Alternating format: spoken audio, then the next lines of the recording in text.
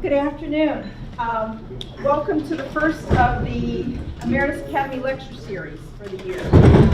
The Emeritus Academy members make presentations on the first Wednesday of every month except January, so during the academic year, so we have plenty ahead of us in the coming year. So take a look at the poster out there, there's more to come. My name is Mary Jo Fresh. I'm the chair-elect of the Academy Steering Committee. Our chair, Paul Beck, is out of town, so I have the pleasure of introducing today's speaker. Chris Zacher, Professor Emeritus of English, came to Ohio State in 1968 and retired in 2011. His scholarly research on Chaucer and the Middle Ages earned him international recognition, and his teaching on those subjects informed generations of students. Over the course of his long career here, he made valuable contributions to the university in all areas of faculty effort. As Secretary of the University Senate, Director and co-founder of the Humanities Institute, and Director of the Center for Medieval and Renaissance Studies, among other positions, Chris has contributed significantly to the betterment of the university. In recognition of those contributions, Ohio State awarded him the 2005 Faculty Award for Distinguished University Service. In recent years, the odyssey of his research and writing has carried him from medieval England to closer to home. His co-edited encyclopedia of the American Midwest is a rich and absorbing account of all aspects of our region. And today, his focus on the naming of Columbus brings him even closer to home. Chris? Thank you, Mary Jo.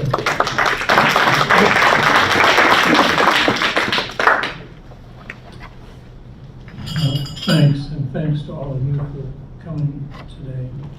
I apologize for this raspy voice. I at least can tell that others have it too. I'll try and get around it somehow. I would invite you to ask questions during the course of my talking. And I guess I'll start right there. What I'd like to do today is to try and interest you in why and when Columbus, Ohio was named. I was in Columbus, Indiana a couple of weeks ago, and I found out that most of the people there did not have any interest in their name. I can't really tell why. People did when quizzed, they did talk about it, and of course it's a different source and place than here. But what I'll do here today is set a frame of reference that extends from Christopher Columbus's own time and his life at that time up to the recent commemoration at 500 years of his activity on the first voyage. By training, I am a medievalist, as Joanne said. I'm also especially interested in, particularly interested in the travel writing and travel literature of the medieval type, and that is what allows me to get in and talk about Columbus, who I consider the last medieval traveler.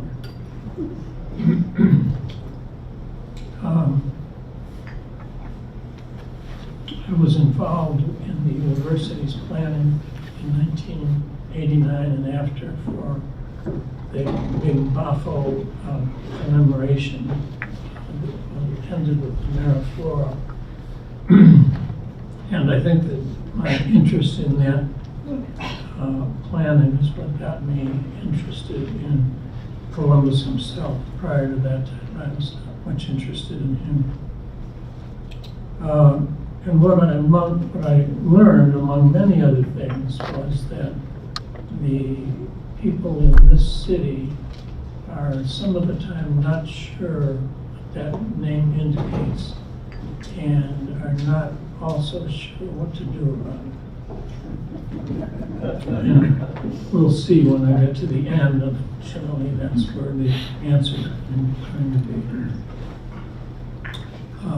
But my full answer to that very question would have to be an intellectual history solution that goes in lots of directions, and I should say includes the history of a strong female image named Columbia.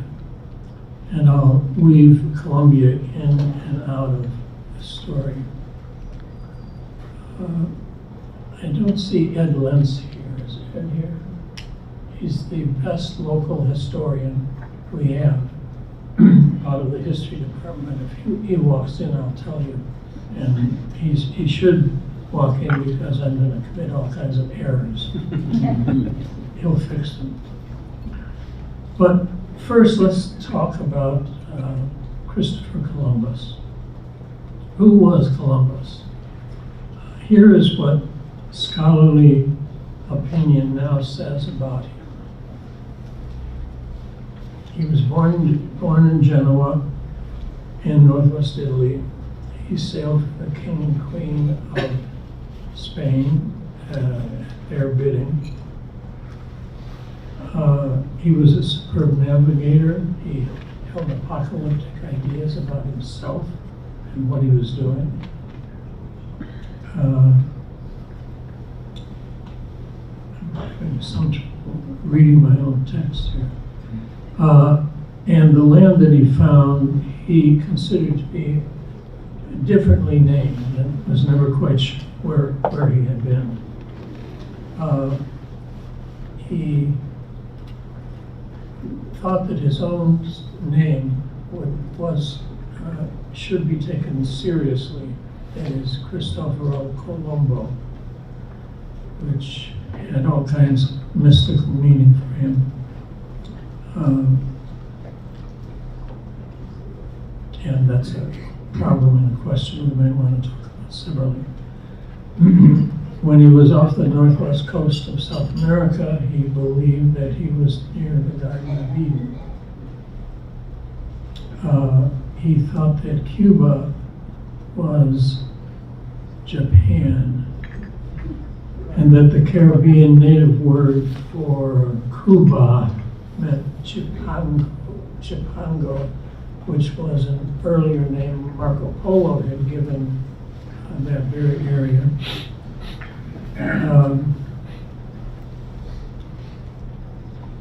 He also thought that somewhere mixed in with all of those figures was the Great Khan of China. So of course he thought he was in China.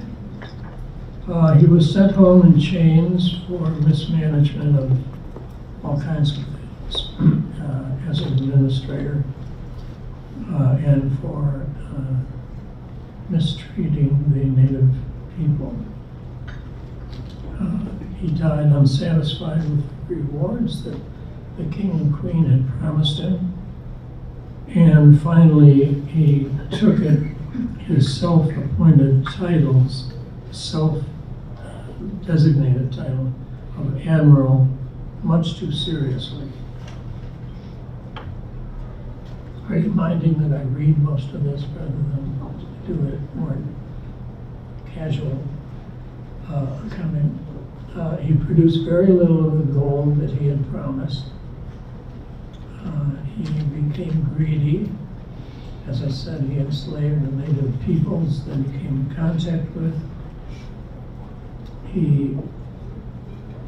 We can say that he, on the good side, that he was the first European to set foot on land across the Atlantic.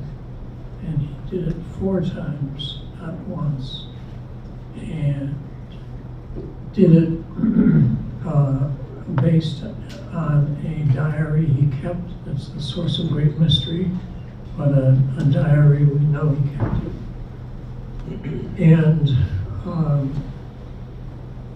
not only made those trips and repeatedly did, but used the diary as proof that he had been someplace. By the way, if he had kept on the heading he chose the night of October 11th, hunch is that he would have landed at Mar-a-Lago. Well, certainly Miami Beach. Okay, so this is the less than flattering profile most scholars and many general readers know today. Italy and Genoa in particular claim him, though he never went back to Italy. In later life, he would write only in Spanish, not in Italian. And he generally made it difficult to understand where he would call home. But he was not unlike a lot of other sailors in the Mediterranean who adopted such positions and kinds of work.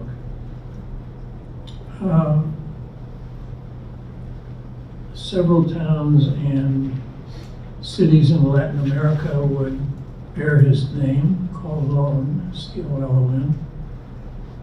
But the double continent that he that he had named for him would be named for an acquaintance of his, Amerigo Vespucci. We're getting there. Columbus never sailed north of Cuba, and the Spanish never went north of Florida. So it is, if we turn to the permanently colonized, mainly English occupation of North America, of the country that would seize on the word America as a synonym, if we did that, we should expect to find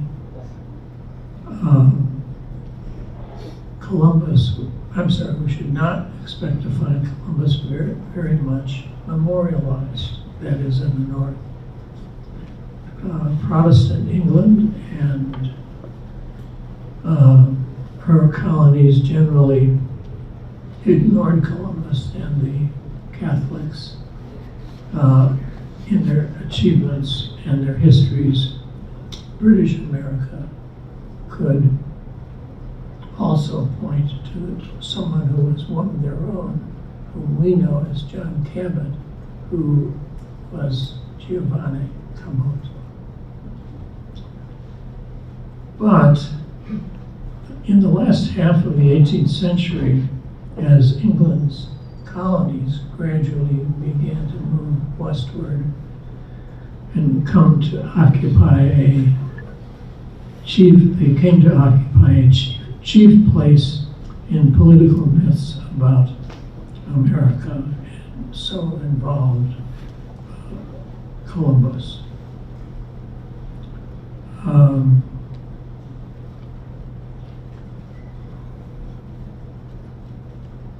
can tell that I'm skipping some parts.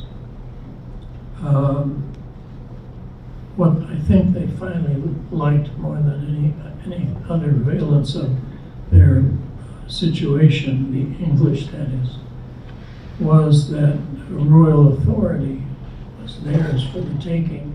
Spain very seldom believed in royal authority. All right. Western countries traditionally require feminine names, Italia, Britannia, Russia, etc. And so the land that Columbus encountered began to be thought of as Columbia. I do not know who first said it or used the term, but it was in circulation in Massachusetts in the 17th century. In England in 1738, a famous dictionary maker, Samuel Johnson, said simply, it's a synonym for America. Revolutionary War poet Philip Freneau informed readers in 1775, during the start of the Revolution, that Columbia meant America, sometimes called Columbus. And during the French Revolution, Timothy Dwight, later president of Yale College, used the term interchangeably.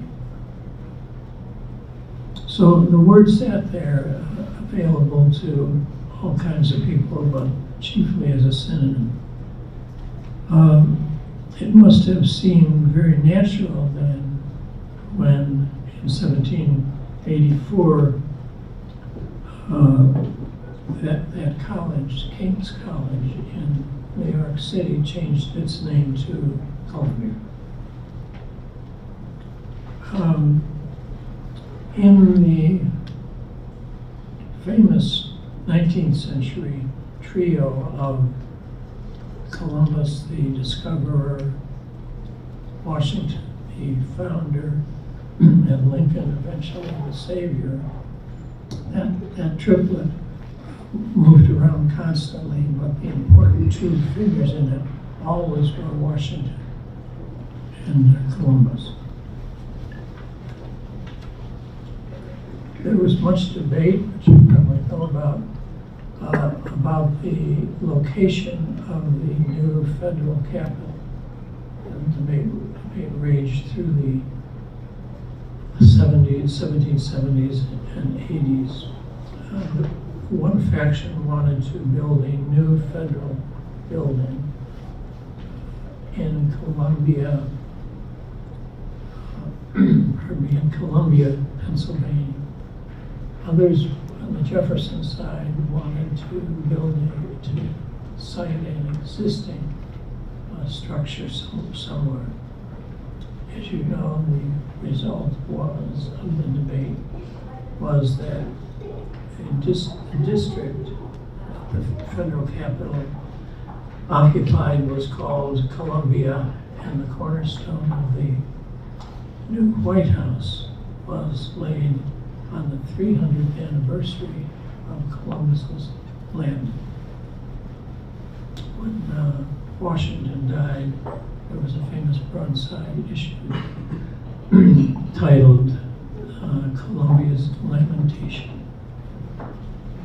But even so, after many people had a crack at these different beliefs about location, symbolic beliefs, many believe that the nation should be called Columbia. Indeed, there was a lot of skirmishing over the fact that Columbia was not a name. Appalachia was suggested, for instance.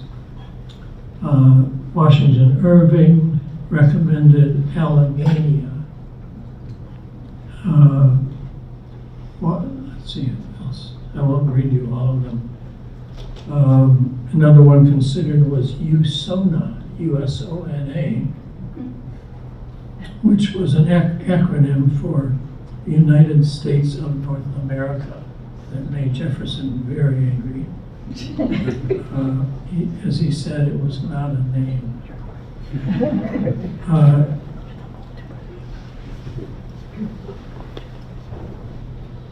So some people urged Fredonia, which was which was a combination of the word freedom and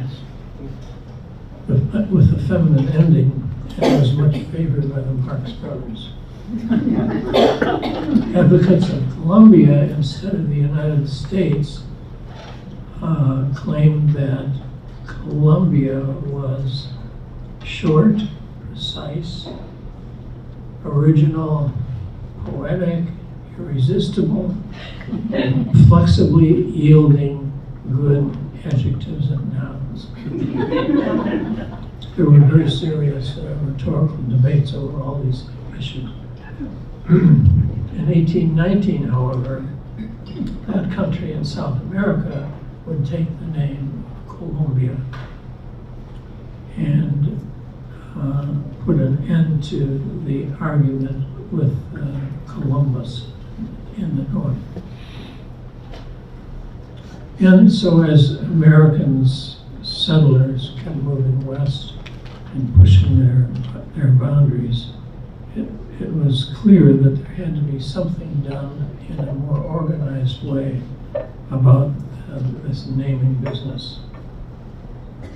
Let's see if I can read this better. Depending on where you're standing as you do the counting, you might find out that there are now 2 Colognes, 4 Emeritus's, that's for Vespucci, and 20-some Columbuses. And some people who keep track of such stuff say that my numbers are all wrong. And finally, I'd note that there is always British Columbia, and a post pairing of words I'm sure that the British would not figure. Okay, a simple fact that I have no particular place for is that FDR regularly, Columbus Day was regularly honored throughout the country. FDR made it a public holiday in 1934. Okay, all of these strands of thought and feeling, argument about Columbus and Columba were richly represented in the massive, jingoistic, enormous Chicago World's Fair of 1893. It was an anniversary for those favoring Columbus. The fair was made up of many parts, but particularly 2 enormous parts, a lagoon that stretched for blocks in one direction and in another, a lagoon which represented the ocean that Columbus had crossed, and a allegorical cement figure sitting in the middle of it, who was Columbia, helped along by time and at the prow and energy at the other end. It was the major sight for people attending the fair. It was especially attractive because it looked like the face on the figure that sat in the middle of the lagoon looked like Liberty, which was a face on the dollar coin that had just recently been given by the friendly French to the United States. Again, much disliked by the British.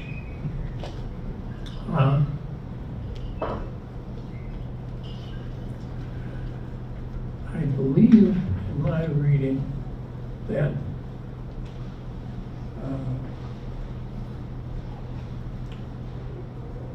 Columbus's presence and the definition of what he had been at the World's Fair was the end of Columbus Columbia. Since that time, that crystallization of Columbus and American progress in 1893, most of it seems to have come to an end. Now we're at the point that I expected to use Delurival in, which is the story of how and why Columbus got its name. You probably can guess if you think about Columbia now. The story of how and why Columbus, Ohio was named, and how people have remembered or forgotten him, is fairly simple. There were a group of people in around 1812 who wanted a capital pretty much in the center of Columbus. 4 businessmen especially, who bought land in what we call Franklinton, decided to sell it back to the incipient capital of the state and made plenty of money doing that. They had considered Chillicothe, Worthington, Delaware, Dublin, Circleville, because they wanted a place in the very middle for ease of transportation. There was a man of some influence named Joseph Foos, F-O-O-S, and I'm sure that one of these days we'll have an annual foosball. He was born in Virginia, came to the new Mr. Sullivan's town of Franklinton, was considered to be a person of some intelligence, good speaker, self-taught, and one of the books he most loved is a biography of Christopher Columbus. He owned the only, I think so, the only tavern and the only ferry boat on the Scioto downtown. Some people associate him mightily with Christopher Columbus for that little token. He held a night of drinking in 1812 in his inn to vote on the choice of a figure for a name for the figure that would become the name of the city.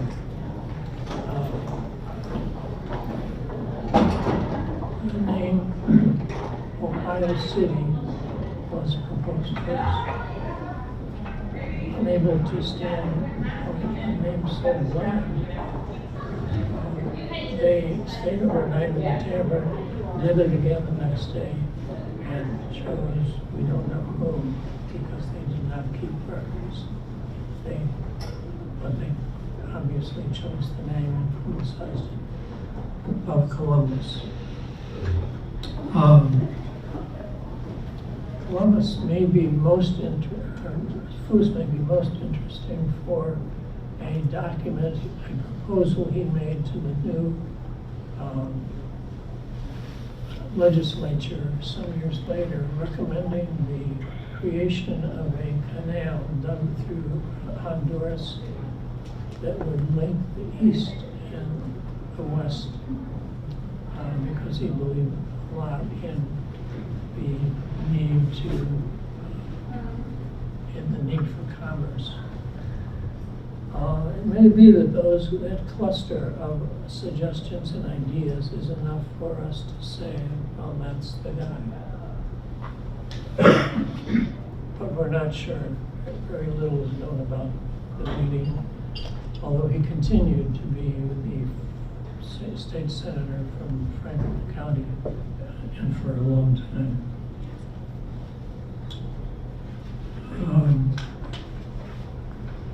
I think we're close to the end.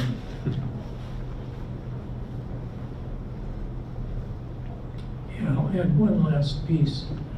Besides Foos, there were a number of people hanging around central Ohio who were much infected by the most popular poem of the day, a truly wretched epic of about 8 books, written by one Joel Barlow, who was considered for the time to be a marvelous poet. In his epic, he depicts... Could you speak into the microphone more directly? We're having trouble hearing you back here. Sorry. In his epic, he depicts Christopher Columbus dying, going back to Spain, and being visited by the goddess of the West, which Barlow meant manifest destiny, probably. That epic turned out to be popular enough that lines from it, by my count, or 4 really representative lines. Lines from it were chiseled into the cement lintel above the doorway into the Capitol, the new Capitol first doorway. Does that make sense? Maybe, I think there were 2 doorways, so they had chiseled some of these lines of poetry into both of them. They may think more about poetry than we do, but it was considered a absolute defense of both Jeffersonian and other positions to take. Visitors from other countries would come and make fun of Barlow's poetry, but he did not care. So that business with these stone chiseling and the poem that precedes it and a number of the other mostly trivial things I've suggested to you are enough for me to say these are the sources for naming this place, this town, Columbus. I'm not going to take any hands and vote on it. And I think that's it. I apologize for my voice.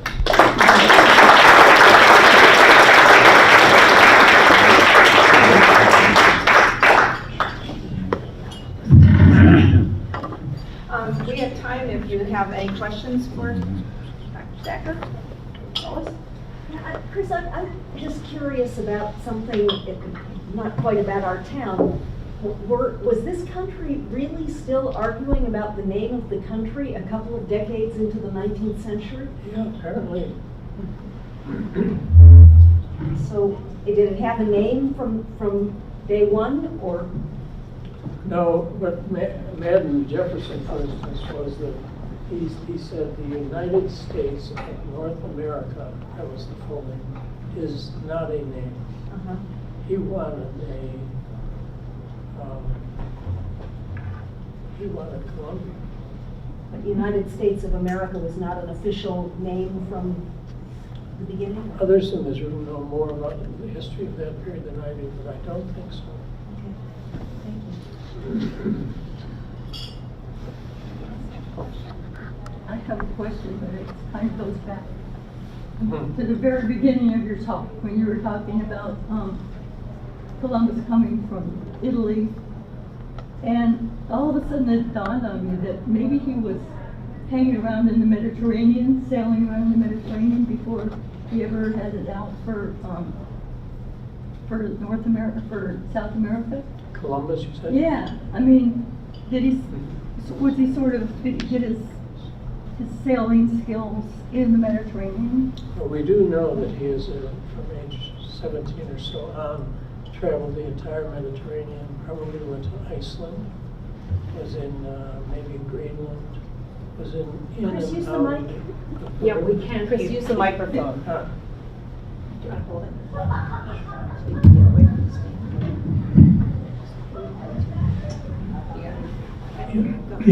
We do know that he traveled as a teenager.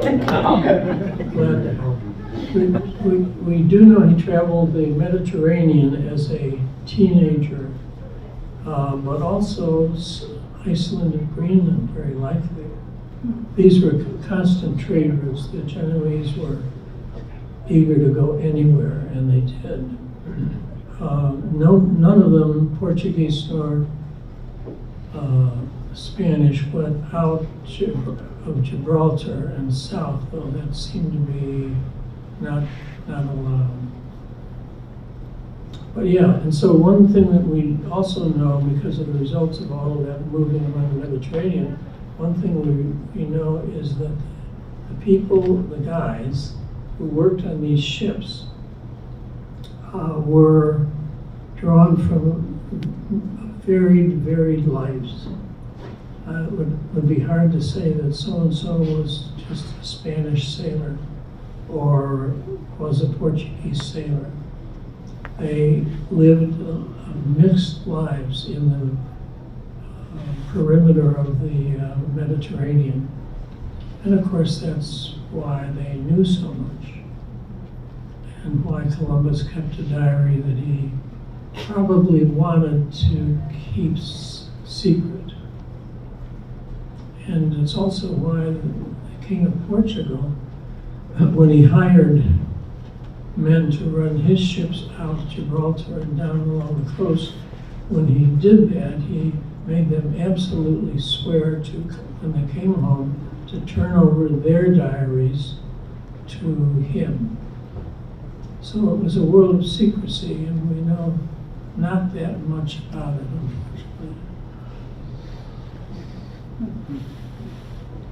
Well, maybe some people know something about it, but most of us don't. Yes?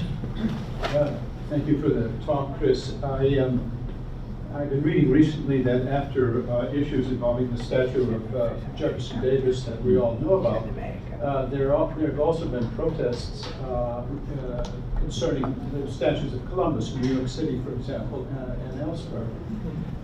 And I understand also that Columbus Day has been renamed in San Francisco. I wonder if you would care to say something about anti-Columbus sentiments in recent years. It's, I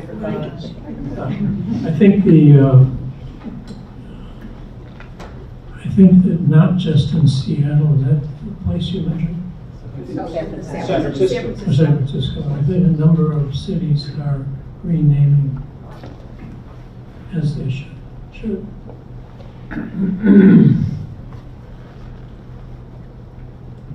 You want me to say more? I don't have the knowledge to do that. Wish I did. Yes, sir. Did you say whether there were any other names considered for this city originally? No, there weren't. We are sure of that. It was either Ohio City or Columbus.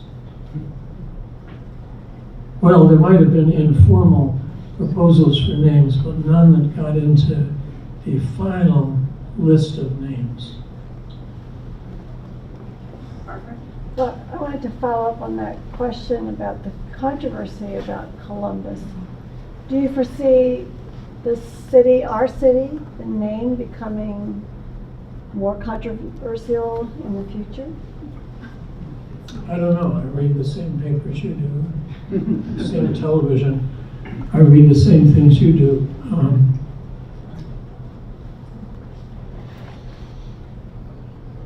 The other day it occurred to me to recommend that the city name be a combination. But maybe that's a coward's way.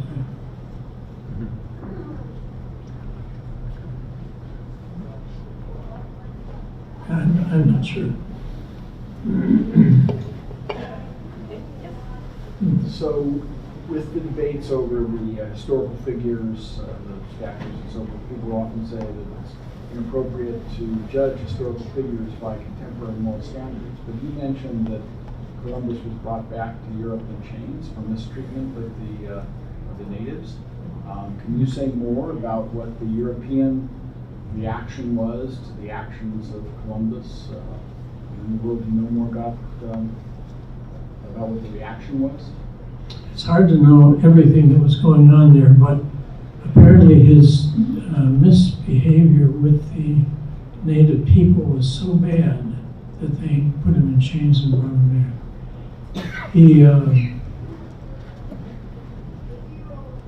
Well, that's the result that we know of. However, whatever he did to get back into good graces, he did, because they gave him ships to do it a fourth time.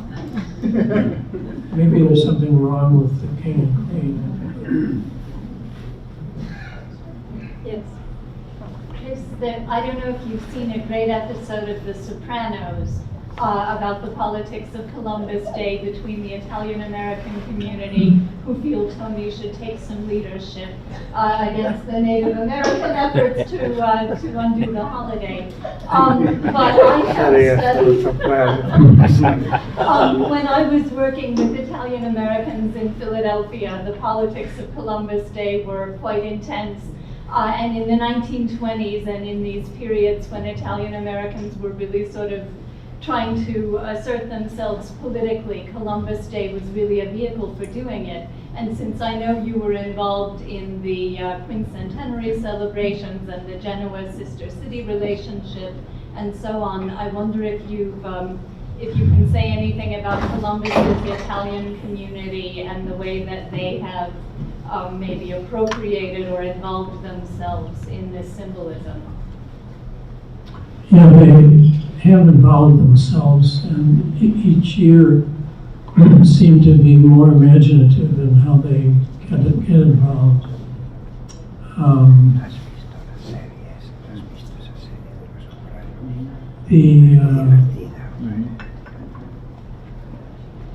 was about to report a Ann Fisher discussion I heard last week about the ups and downs of a group of Italians who seemed to be starting something new that wasn't the same old Italian-American group, but then it sort of trailed off. It was not the same. It is certainly, as you say, a part of Italian-American culture. And only you, Dory, as a anthropologist, can get really close to that issue, I would think. Well, I'd love to know that episode that you mentioned. I think it's just called Columbus Day. It's worth looking up. Yeah. Are there any other questions? Yes. Was Columbus, Ohio the first of the United States towns to be called Columbus? Yes. That's interesting. Columbus, Nebraska, for instance, was founded by emigres from the city. I don't know if that's thrilling or unimportant. I can't tell. And of course, there's Columbus, Georgia. It seems that airplanes about to land say the whole name because there's a risk that the pilot might be at the wrong airport. Right? And sometimes I notice they say Columbus, Ohio. But I think most people don't like Columbus, Ohio, the whole phrase said. That we're a big enough city, why can't we just say Columbus? Any other questions? Well, okay, if not, let's thank Chris Berkeley.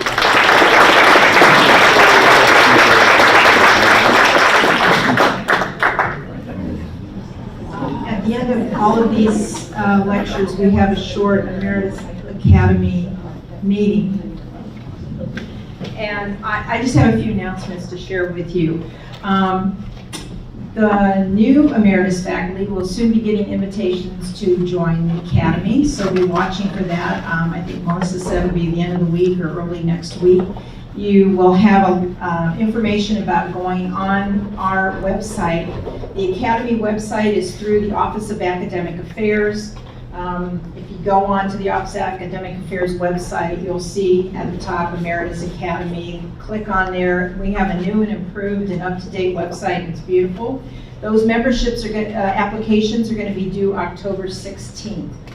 We also have a small grants program, and luckily for new Emeritus Academy members, you'll be in time to apply for these. We go up to $2,500, and therefore professional expenses, whatever you're all involved in. Those are due December 1st, so we still have lots of time for that, and that is also on the website. So those are the only two announcements I have, and thank you for joining us and hope to see you all next month.